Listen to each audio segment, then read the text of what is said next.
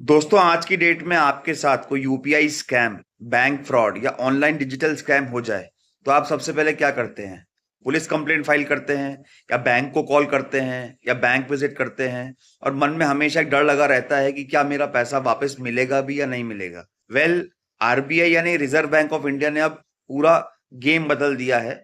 RBI लेकर आया है एक नया डिजिटल फ्रॉड कंपेंसेशन फ्रेमवर्क। अगर मान लीजिए आपके साथ कोई ऑनलाइन फ्रॉड होता है और आप सही समय पर रिपोर्ट कर देते हैं तो बैंक को सिर्फ 5 वर्किंग डेज के अंदर आपको आपका पैसा रिटर्न करना पड़ेगा या सूटेबल कंपेंसेशन देना पड़ेगा। लेकिन रुकिए, इसमें कुछ बहुत बड़े रूल्स और ट्विस्ट हैं जो हर इंडियन को पता होने चाहिए। चलिए इस वीडियो में पूरी बात सिंपल लैंग्वेज में समझते हैं। ये नया रूल है क्या? The 5 day window rule. सबसे पहले बात करते हैं टाइमलाइन की। इस नए फ्रेमवर्क के अंडर अगर आपके साथ कोई डिजिटल बैंकिंग फ्रॉड होता है, चाहे वो यूपीआई का हो, चाहे मोबाइल बैंकिंग का हो, चाहे क्रेडिट कार्ड रिलेटेड हो या नेट बैंकिंग से हो, तो आपको 5 कैलेंडर डेज के अंदर दो जगह रिपोर्ट करनी है।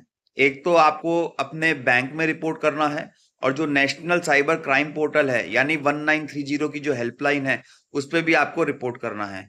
अगर आपने 5 दिन के अंदर सही ढंग से रिपोर्ट कर दिया और फॉर्म सबमिट कर दिया तो बैंक्स की ये एक रेगुलेटरी रिस्पॉन्सिबिलिटी रहेगी कि वो 5 कैलेंडर डेज के अंदर आपका जितना भी एलिजिबल कंपेंसेशन है आपके अकाउंट में क्रेडिट कर दे।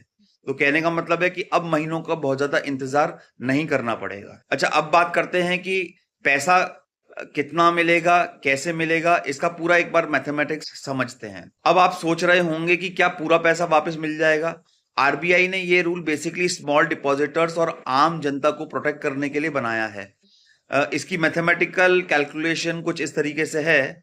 जो मैक्सिमम कैप है यानी कंपेंसेशन मैकेनिज्म मैक्सिमम ₹50,000 तक के फ्रॉड पर लागू होगा। अगर फ्रॉड 50,000 रुपए से ऊपर है तो आप इस कंपेंसेशन स्कीम के लिए एलिजिबल नहीं है। पे आउट परसेंटेज कितना मिलेगा? आपको आपके नेट लॉस का 85% या मैक्सिमम 25,000, इनमें से जो भी कम अमाउंट होगी वो वापस मिल जाएगा। और ये पैसा देगा कौन? इसमें सबसे मजेदार बात यह है कि बैंक पर अकेले पूरा बोझ नहीं आएगा। ये रिस्पॉन्सिबिलिटी शेयर्ड है। इस कंपेंसेशन को आरबीआई लगभग 65%, आपका बैंक 10% और जहां पैसा गया है यानी जो बेनिफिशियरी बैंक है वो 10% ये सब आपस में शेयर करेंगे। इससे सारे बैंक्स स्कैम को रोकने में और स्ट्रिक्ट हो जाएंगे क्योंकि सबकी रिस्पॉन्सिबिलिटी हो जाएगी। अब सबसे बड़ा ट्विस्ट क्या है? Once in a life time rule. अब आते हैं इसके सबसे बड़े ट्विस्ट पर। ये कोई इंश्योरेंस पॉलिसी नहीं है जिसे हम बार बार यूज कर सकते हो। आरबीआई ने साफ कह दिया है कि ये कंपेंसेशन पूरी लाइफ टाइम में हम एक ही बार यूज कर सकते हैं, इसलिए ये once in a life time है, एक बार ही मिलेगा। अगर आपने एक बार इस रूल के अकॉर्डिंगली अपना पैसा रिकवर करवाया है तो आपका एलिजिबिलिटी कोटा हमेशा के लिए खत्म हो जाएगा।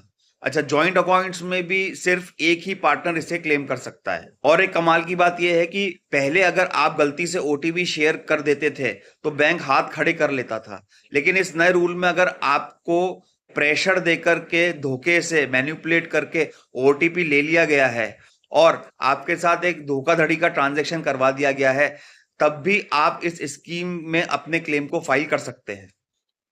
So moral of the story क्या है? आरबीआई आपको एक लाइफलाइन जरूर दे रहा है लेकिन अलर्ट रहना बहुत जरूरी है ऐसे सब फ्रॉड्स से। तो इस वीडियो को अपने फैमिली और व्हाट्सएप ग्रुप में जरूर शेयर करें ताकि सबको इस 5 डे रूल के बारे में जानकारी मिले, पता चले। वीडियो अच्छी लगी हो तो लाइक करें, चैनल को अगर सब्सक्राइब नहीं किया है तो सब्सक्राइब कर लीजिए और इसी तरीके की फाइनेंशियल अपडेट्स के लिए मिलते हैं नेक्स्ट वीडियो में। तब तक के लिए धन्यवाद। Stay safe, stay digitally smart. Thanks.